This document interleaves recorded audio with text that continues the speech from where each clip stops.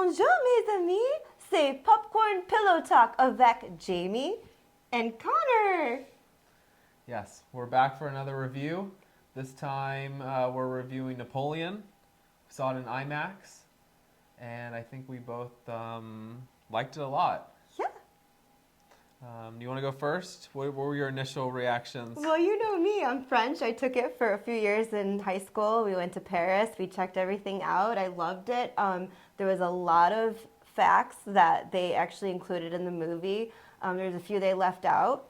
But I was ultimately very impressed with what they did historically wise, especially for a war movie, which they kind of made it into. It was like an epic log of different wars for Napoleon.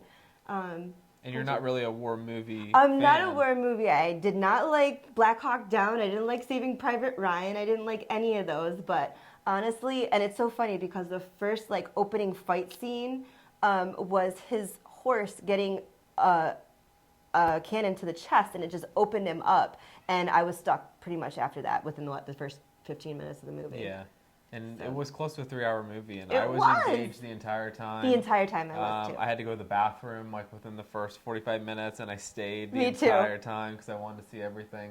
So in terms of entertainment value, I thought it was very entertaining. It kept our attention, and I'm the type of person that only kind of likes bright colors and a lot of action and stuff, and I was really into it. So Yeah, and I would say this is my favorite genre of films, is historical, yeah. nonfiction. But that's hit or miss for you because, especially with historical stuff, you're a very factual person, and you don't like when the facts get mixed up in the movies, or Right. skewed or anything. So. Yeah, music was good, storytelling was good, acting was really good. Joaquin Phoenix I thought did a great. Actors. I don't know who did Josephine, but she was amazing. I've seen her in Yeah. other movies, and I absolutely love this actress. She was amazing. She's gorgeous, and she did a great job. Yeah, and it was a character film as well, diving into his character, Yeah, which I it's thought they did a good job of. Who lived long enough ago to actually know Napoleon, to get to know him like that, but I felt like I really got to know him. The only thing I knew going into it that the film really didn't represent very well, and that's my only complaint, is that Napoleon had a gimp. But they didn't really portray his limp very much, but they did do a very good hat tip to his shortness, his height. He's a very short man. I don't know if you've heard the expression Napoleon complex, very aggressive, short men. I guess the modern day comparison would be a man with a huge truck.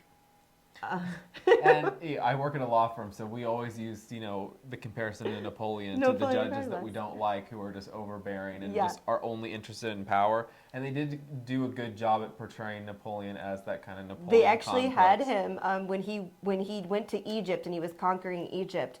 They had him actually go up in comparison to a mummy, and he had to step on a little crate to stand up to be able to see the mummy face to face. And I thought that was a very good way of portraying that he was short without. Yeah, and I've heard some criticisms online of they portrayed him negatively of the great general that he was. Yeah, he And was I a just great general, thought- but he was an asshole. Right, and also he wasn't that great of it when it comes to invading Russia. And No, he had some great ideas, but you know what? Yeah. Every smart, very eccentric person has got some downsides to them, and he had some downsides. Yeah, too. Waterloo is often a metaphor people use for this is your Waterloo moment. Yes. So I thought they did a good job at portraying his weaknesses as a person. And Yes. one of the things that I learned just watching it that I thought was really interesting is how Napoleon kind of was struggling with, they had the French Revolution, and he took over, from the royals, but then he kind of had to kowtow to the other imperial royalty of other nations. And so you saw that kind of struggle of him being like, okay, well, now I'm the king, I'm the emperor, and I have to kind of fit in with these other kings and queens, but then wanting to be accepted by them at the same time. And so I thought that was a really interesting thing that I learned by watching the film, that just merely knowing the history wasn't enough, where you actually, when you watch the movie, you learn something more of this is him struggling with still being, even though he's not royalty himself, trying to pretend to be royalty. And you saw he loves Josephine, but then, she has to have a child for him. Because he's the king and needs an heir. Yeah, and you know what? That is a great insight into it. It's yes, you can portray a war movie and you can portray a character movie, but this was a great mash in between. It showed the way he strategized during his wars and the way he felt during his wars, and it also showed his personal life and how much he loved Josephine. And it's crazy because, I mean, you think about it yourself, and you have a woman you've picked to marry, you love her, she's the love of your life, and she can't bear you children, but you have the French, politicians breathing down your neck, and you have to have an heir, and it's just he did what he thought he needed to do, even though he loved Josephine, and to give him credit, he still put her up in a really nice castle even after he divorced her, and she was still living it up. She was having a great life after that. She was a little locked away, but I mean, shoot, if I married a rich guy, I'd hope that he put me up for the rest of my life too. Yeah. And I think before going in, I had a very negative view of Napoleon. It's kind of like, oh, this is a joke person as part of history, like almost like a Hitler-like, Hitler-less. He was a hero. He was almost a Marvel hero. They didn't know what the F to do during the French Revolution. They just killed their king and the queen because they were just neglectful, horrible people. And this guy is like, let me show you, I'm trying to make this a better place. Yeah. And he just overcame, the English at that point. And, he was like, I'm ready to do anything. Let me show you. But he didn't want to be king. He didn't want to keep monarchy going. He wanted to just progress France, but he didn't want to be the ruler of it, And there were some really nice scenes where initially they exile him because of the failures and invading Russia. Yeah. And then he comes back to France and he's like trying to convince the other soldiers who are, tasked to arrest him or kill him. To keep him away from the capital. Right, and then they turn and then they start fighting for him. And I thought that was a really good moment of like showing how persuasive he was with the people in France at the time. He was a very great general. He was a great general. He was very good at revving people up and everything. Yeah. Yes, he was kind of a little bit of a joke. He was a very rude person. They even portrayed a lot of his rudeness during meals and during a lot of the aristocrat type of, people, situations that they had. Right. But, he was a great general. It's like almost like having a great talent and, you're not very good being around rich people. So. Yeah. And there was that, with a movie like this, there's some pacing issues of like how much do we spend time on the romance of Josephine versus somebody else touched on that too. And also the emotional level of it. He said, they didn't really spend a lot of time when Josephine died, and it didn't make me feel anything. I didn't cry. Okay, Napoleon didn't cry. Why do you need to cry? Napoleon got up and moved on, and he went and tried to conquer Russia right after that. It's just, I don't feel like it was a crying moment. It was an emotional type of movie. It was, this is my life, take it or leave it. This is what happened. And I thought, as a French student, I took 6 years of French in high school, and the facts were very, very accurate. I think I was very impressed. So just the fact that Napoleon was allowed to have mistresses, and I'm sure a lot of, military people, and probably still today, I know there's a lot of people that go and have affairs when they're out at war.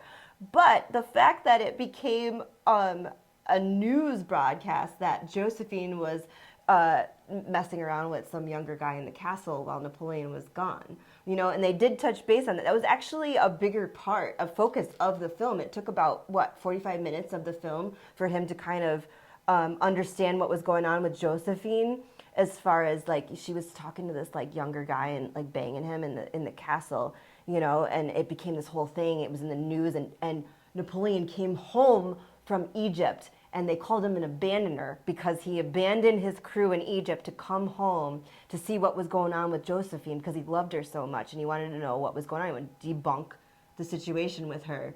Come to find out, she was cheating on him. And then they're sitting there talking about how, did you have affairs? And she wants to know if they were gorgeous, what was going on with Napoleon. Later, to come to find out, historical facts is Napoleon did have 3 other children from mistresses around the world from each continent that he conquered. And so the fact that Josephine couldn't produce children, to ruin his marriage. Right. But he was able to go and have mistresses have other children. But as soon as Josephine started banging a younger guy in the castle, it went in the news. Right, and that's part of his character flaw is that he's just in love with her. Right, but he's also obsessed with power. And yes, isn't and willing Josephine to is look power. at right. Yes. So he isn't willing to look at the other side and really negotiate that. But you know what? That's the time that they lived in, though, too. Yeah. It was okay. I mean, and honestly, I think today too. I mean, a lot of the military people, they have these like bars that they go to in Afghanistan and in Ukraine, whatever. I'm sure they have Yeah. where there's women that go hang out that they just are there to relieve them. Yeah, I thought it was interesting in one of the battle scenes. There was they could have killed Napoleon, like he had the sniper who was ready to kill him. The other and the general, other and he general was like, said, "No, don't." We Like, don't. there's- We have more things to do than worry about shooting other generals on the battlefield. Is Yeah. his exact words, and I think that was amazing. That's a kind of interesting. That's to another see thing, that kind too. of gentleman-like aspect of warfare Well, at the time. That's what it was in those days. It's like now we have semi-automatic and weapons and scopes and stuff, so it's very impersonal. But back then they had bayonets and they had to stuff the explosives into their guns, and they had to be within 10 feet of the person they were trying to shoot before that. Yeah. And it was just such a different time of fighting too. They had to be more strategic, and I think that's what made Napoleon a better general, is that he had that strategy. It's almost like football. Yeah. It's like coming up with a football play. Right. It's a sport. One of the things he said is that one of the generals knew that he likes head-to-head combat. So what did he do? He shook things up and he came at the one of the military officers with a side view of it. He came out from the side. Right. And that was just his strategy. That's Right. what made him a great And I general. thought those battles were exciting. I mean, They were great. They were a good time. It wasn't the entire movie. Yeah, It wasn't no. just about. It was more. And it was great. It was almost like they took the best scenes out of each fight, because Yeah. they did actually down in Russia. Or up in Russia, they had a fight while they were on a frozen lake, and that actually happened in history. And they showed all the cannons going through the ice and the men falling down and the Yeah. horses, and it was just so. And I'm a horse lover, so of course I was like, oh my god, when the horses started flipping. But I could tell it was all CGI. It wasn't bad CGI. It was great. It was very believable, especially knowing that Napoleon was a horse lover. And he used a lot of Spanish lipizzaners during his fights, because they were known to try to take care of their soldiers. Like in the first battle that I was talking about, where the horse reared up to protect him from a cannon, and the cannon went through the horse's chest and just exploded Yeah. him. And like I said, I was hooked. Right, and I just have to say, it was a refreshing movie. Like, every preview we saw when we were in the theater was was horrible. for a superhero Yeah. Marvel film. It Like, was horrible. And The 19th Spider-Man, Right. and they decided to make a new character called the Beetle. yeah, so at least, and I know back in the 90s, early 2000s, historical nonfiction was a huge genre, and now they Yeah. don't make many of these films anymore. I mean, we had the one Oppenheimer film that we didn't necessarily like too much, but I think this is like, it scratched that itch for me of It seeing, redeemed it. Yeah, like going Yeah. to the movies to learn something, to go to a different period in history, and then kind of escape the current reality, whereas all the other movies, they all seem to be the same. So it's nice to see something different and creative. Well, and not good just acting, creative, too. but just the fact that they put creativity and artisticness mixed with facts. It was just a lot. I'm a French student, so Right. I know the facts and everything, and it just to pick it out and to have them, just the fact that they actually used Spanish lipizzaners in the film was just so refreshing to see. All That's the the horses. accuracy, the horses, Yeah. yes. And the costumes were so accurate, and just the just what they tried to portray. It was Right. just amazing. Okay, do we want to give our final scores then? I give it a 7.5. 7.5, that low.